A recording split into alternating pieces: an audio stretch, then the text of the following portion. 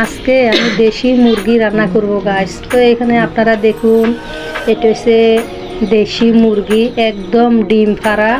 তা আপনাদের বাইরে কিছু মুরগি লালন পালন করি থাকে, তো আপনাদের ভাই বলতেছে মানে দেশি মুরগি খেতে মন চাইতেছে, সে ফার্মের মুরগি খায় না। তো এই মুরগিটা 2-3টা ডিম দিছে, এখনও দেখুন ফ্যাটের ভিতর অনেকগুলো ডিম। তো এখন ও যখন বলছে মানে দেশি মুরগি খেতে মন চাইতেছে, এই মুরগিটার সাথে সাথে দড়ি সে জব করে দিছে।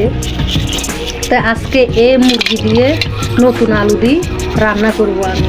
তা আপনারা দেখুন, এই আলুগুলি আমি একটা জালি সাহায্যে সুন্দর করে আমি পরিষ্কার করে নিতেছি।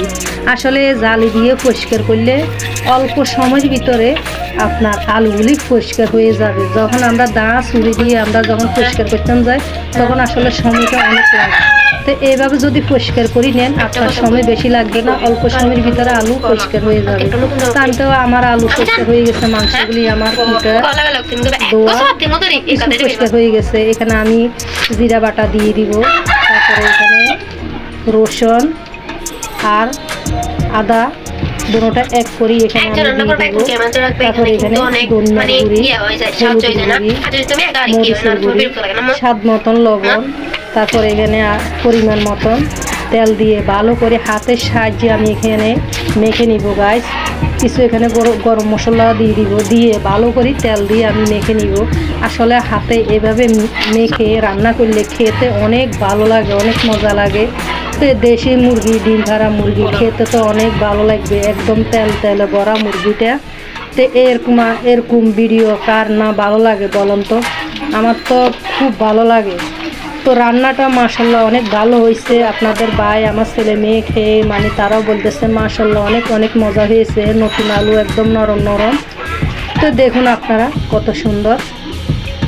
তো আপনারা ভিডিও দেখতে দেখতে আপনারা লাইক কমেন্ট শেয়ার করে দিবেন, সাবস্ক্রাইব করতে ভুলবেন না। কুলসুম রান্নাঘর সাবস্ক্রাইব করে দিবেন, ফেসবুক পেজে আপনারা ফলো দিবেন, আর লাইক দিতে ভুলবেন না। দেশি মুরগি নতুন আলু দিয়ে রান্না করলাম, কালারটা কেমন দেখুন, কত সুন্দর কালার না? তো অবশ্যই আপনারা কমেন্ট করে জানাইবেন, দেশি মুরগি দিয়ে নতুন আলু দিয়ে রান্না করছি, আপনাদের পছন্দ হয়েছে কমেন্ট করে জানাইবেন। তো এখন আমি পরিবেশন করি আপনাদেরকে দেখাইতেছি। আপনারা দেখুন, আমি তো আমার পরিবার নিয়ে সবাই মিলে আমরা খেতে বসলাম।